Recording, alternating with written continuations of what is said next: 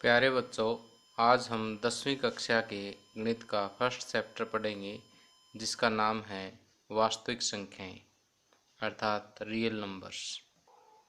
इस चैप्टर में आइए सबसे पहले हम कुछ एक परिभाषाएं रिवाइज कर लेते हैं जो हम पिछली कक्षाओं में पढ़ चुके हैं। सबसे पहले आता है प्राकृत संख्याएं, जिनको नेचुरल नंबर्स भी बोलते हैं, एन से डिनोट की जाती है। प्राकृत संख्याएं कौन सी होती हैं? जो गिनती वाली संख्याएं हैं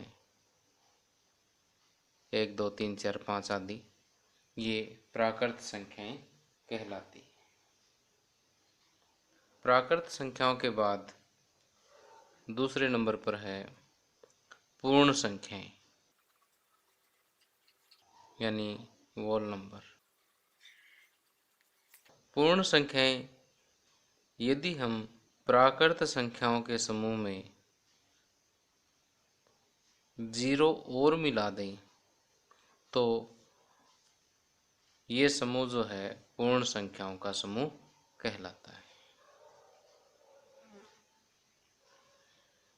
उसके बाद तीसरे नंबर पर आता है पूर्णांक,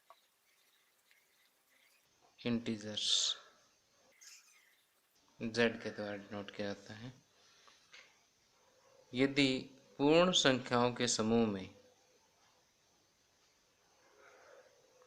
प्राकृत संख्याओं के ऋणात्मक अंक और मिला दिए जाएं तो ये जो समूह है ये पूर्णांकों का समूह कहलाता है।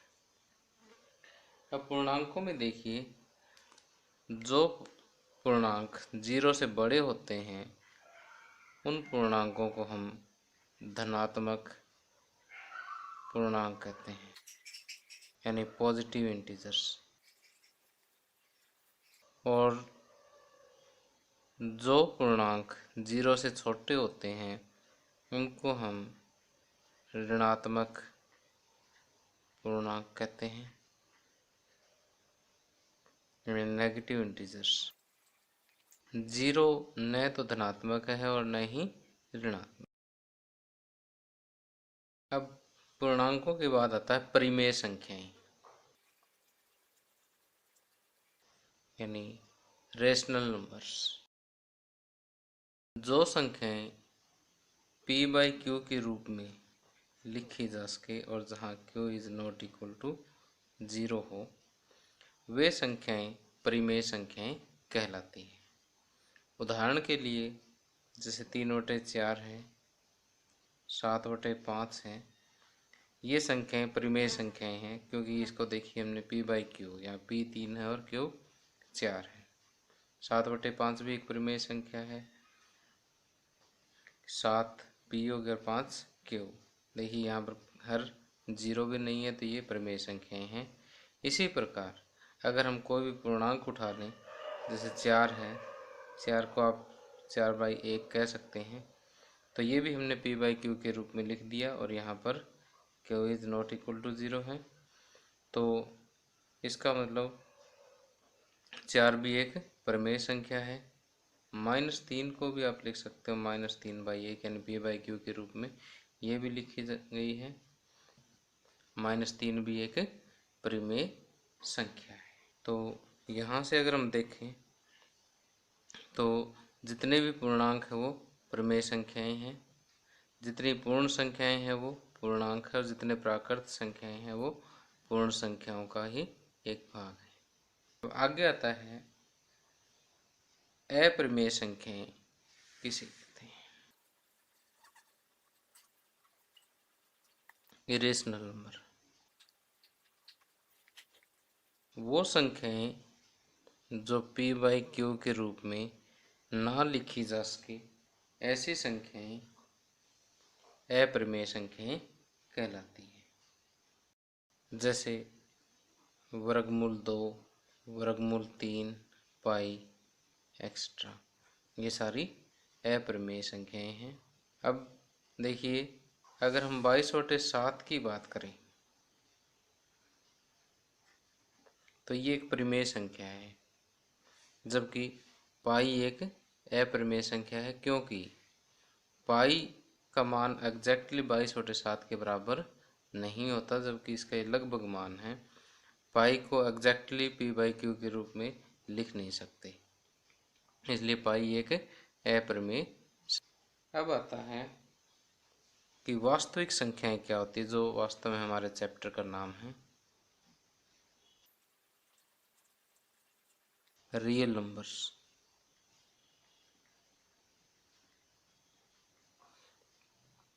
अब जो हमने परिमेय संख्याएं पढ़ी है और अप्रमेय संख्याएं पढ़ी है, परिमेय तथा अप्रमेय संख्याओं का समूह वास्तविक संख्याओं का समूह कहलाता है। परिमेय और अप्रमेय संख्याओं का समूह वास्तविक संख्याएं कहलाता है। अब आगे आता है यूक्लिड विभाजन प्रमेयिका। यूक्लिड विभाजन प्रमेयिका को समझने से पहले हम ये जानते हैं कि प्रमेयिका शब्द का अर्थ क्या होता है। प्रमेयिका, इंग्लिश में इसको लेमा बोलते हैं। प्रमेयिका एक सिद्ध किया हुआ कथन होता है जो अन्य कथनों को सिद्ध करने के लिए प्रयोग किया जाता है। यूक्लिड विभाजन प्रमेयिका को समझने के लिए हम बिल्कुल सिंपल सा एक उदाहरण लेते हैं पहले, कि मान लीजिए हमारे पास कोई दो धनात्मक पूर्णांक हैं, जैसे 21 और 5। यहाँ हम देख रहे हैं कि 21 जो है 5 से बड़ा है। यदि हम 21 को 5 से भाग दें तो 5 चौके 20, शेष 1 बच जाता है। तो हम 21 को क्या लिख सकते हैं, 21 को लिख सकते हैं 5 गुणा 4 प्लस में शेष। अब हमें पता है कि शेष कभी भी 0 से छोटा नहीं होता, यानी 0 हमेशा ही शेष से बड़ी रहेगी और शेष हमेशा ही भाजक से छोटा होता है। तो ठीक इसी तरह से हम इस रिजल्ट को थोड़ा जनरलाइज कर रहे हैं कि मान लीजिए हमारे पास a और b दो धनात्मक पूर्णांक है। 21 और 5 की जगह पर मैंने a और b कोई भी दो धनात्मक पूर्णांक ले लिए। मैंने मान लिया कि a जो है b से बड़ा है। यदि मैं a को b से भाग दूं तो हमारे पास दो अद्वितीय पूर्ण संख्याएं q और r प्राप्त होगी, जिसको हम लिख सकते हैं कि a बराबर, जैसे 21 को लिखा हमने 5 गुणा 4 प्लस 1, तो ठीक उसी तरह से a को b गुणा q प्लस r, जहाँ पर शेष हमेशा ही 0 से बड़ा या 0 के बराबर होगा, लेकिन भाजक b से छोटा होगा। अब देखिए हमें यहाँ से एक ये कथन प्राप्त हुआ है कि a बराबर BQ प्लस R, जहाँ 0 इज लेस देन और equal to R which is less than B। तो ये जो कथन है ये और कुछ नहीं है, ये यूक्लिड विभाजन प्रमेय का ही है। तो हम यूक्लिड विभाजन प्रमेयिका को इस प्रकार परिभाषित कर सकते हैं कि दो धनात्मक पूर्णांक a और b दिए रहने पर, दो धनात्मक पूर्णांक a और b दिए रहने पर ऐसी अद्वितीय पूर्ण संख्याएं q और r विद्यमान हैं कि a बराबर BQ plus R such that 0 is less than or equal to R which is less than B। अब हम आगे पढ़ते हैं यूक्लिड विभाजन एल्गोरिथम। यूक्लिड विभाजन एल्गोरिथम। अब देखिए सबसे पहले हम यूक्लिड विभाजन एल्गोरिथम से पहले हम एल्गोरिथम शब्द का अर्थ समझते हैं कि एल्गोरिथम जो है किसी भी समस्या को हल करने के लिए अपनाई गई विधि के स्टेप्स जो है, विभिन्न जो चरण हैं, उनकी श्रृंखला को हम एल्गोरिथम कहते हैं। अब यूक्लिड विभाजन एल्गोरिथम वास्तव में दो धनात्मक पूर्णांकों का HCF निकालने के लिए, HCF जिसको आपने हिंदी में महत्तम समावर्तक के नाम से पढ़ा है, दो धनात्मक पूर्णांकों का महत्तम समावर्तक यानी HCF निकालने के लिए हम एक विधि का प्रयोग करते हैं। उस विधि के जो चरण हैं वही यूक्लिड विभाजन एल्गोरिथम, और इस एल्गोरिथम में हम यूक्लिड विभाजन प्रमेयिका का प्रयोग करेंगे, यानी इस तरह से भाग विधि द्वारा हम HCF ज्ञात करेंगे। यदि यूक्लिड विभाजन एल्गोरिथम को एक सामान्य रूप से समझें तो मान लीजिए कि हमारे पास C और D कोई दो धनात्मक पूर्णांक है। मान लेते हैं कि C D से बड़ा है। जब हम C को D से भाग करते हैं तो हमें दो अद्वितीय पूर्ण संख्याएं Q और R प्राप्त होगी।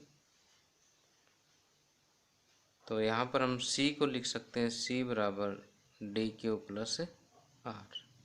ये यूक्लिड विभाजन एल्गोरिथम का फर्स्ट स्टेप है कि हम यहाँ पर C और D पर यूक्लिड विभाजन प्रमेय का लगाएंगे। अब इसका रिमाइंडर चेक करेंगे। यदि रिमाइंडर 0 आता है तो D जो है यानी भाजक जो है इस स्टेज पर वो C और D का HCF होगा। लेकिन अगर R = 0 नहीं है तो हम फिर से यूक्लिड विभाजन प्रमेय का R और D के लिए अप्लाई कर देंगे। फिर उसी तरह से हम दूसरा भागफल और शेषफल ज्ञात करेंगे। फिर इस स्टेज पर रिमाइंडर चेक करेंगे, शेषफल चेक करेंगे। अगर यहाँ पर शेषफल 0 आ जाता है तो इस समय जो इस स्टेज पर जो भाजक है वह C और D का HCF होगा।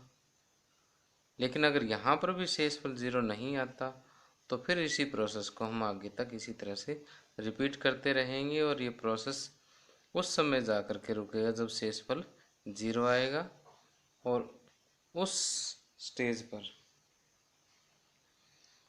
उस स्थिति में जो भाजक होगा वही C और D का HCF होगा। यही यूक्लिड विभाजन एल्गोरिथम।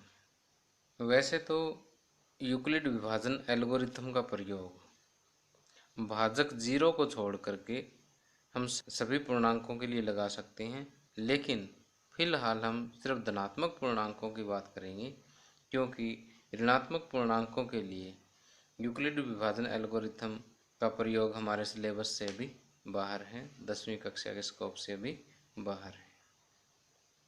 इसलिए हम यूक्लिड विभाजन एल्गोरिथम का प्रयोग यहाँ पर सिर्फ धनात्मक पूर्णांकों के लिए ही करेंगे। आगे उदाहरण 1, 4052 और 12576 का HCF यूक्लिड विभाजन एल्गोरिथम का प्रयोग करके ज्ञात कीजिए। तो यहाँ पर हमें दो संख्याएं दे रखी है, 4052 और 12576।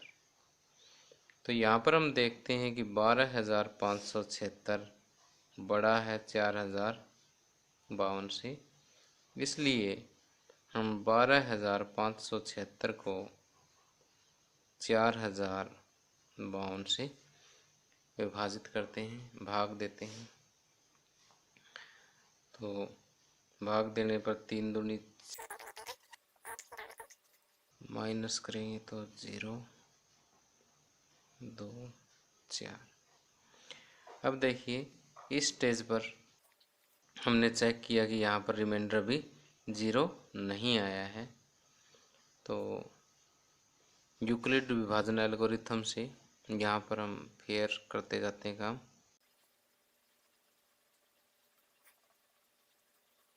एल्गोरिथम के पहले स्टेप में हम यहाँ रिमाइंडर ऑब्टेन करते हैं, तो 12,576 बराबर 4,052 गुणा 3 + 420। यहाँ पर r बराबर 0 नहीं है, 0 नहीं है तो अब यूक्लिड विभाजन प्रमेय का 4,052 और 420 के लिए लगेगी। 4 दाई 40 यानी 9 पे जाएगा ये, 900 और फिर माइनस करेंगे तो 2। अब देखिए इस स्टेज में भी रिमाइंडर 0 नहीं है, तो हम लिखेंगे 4,052 बराबर 420 गुणा में 9 + 272। Remainder is again not equal to 0।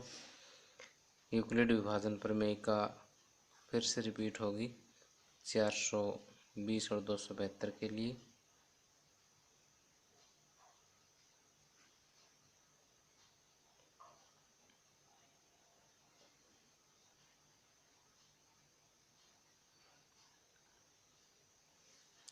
अब 420 बराबर 272 गुणा 1 + 148।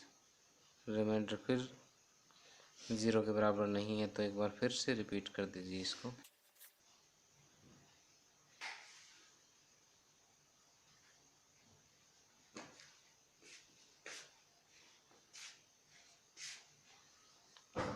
फिर रिमाइंडर 0 नहीं आया है।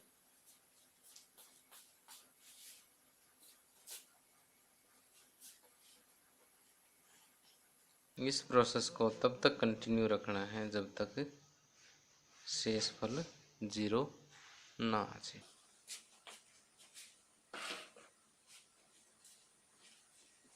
148 बराबर 124 गुणा 1 + में 24।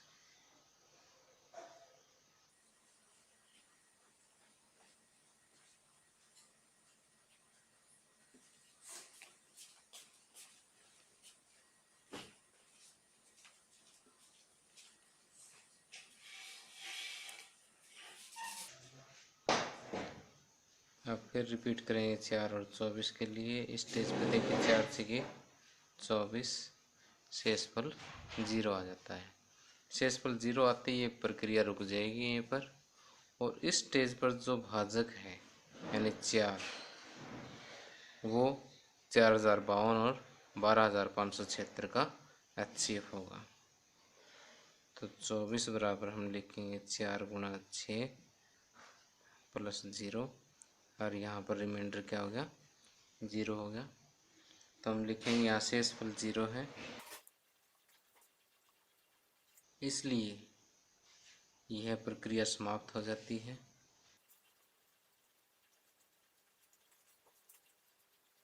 चूँकि इस स्थिति में भाजक 4 है, इसलिए 4,052 12,576 का HCF होगा।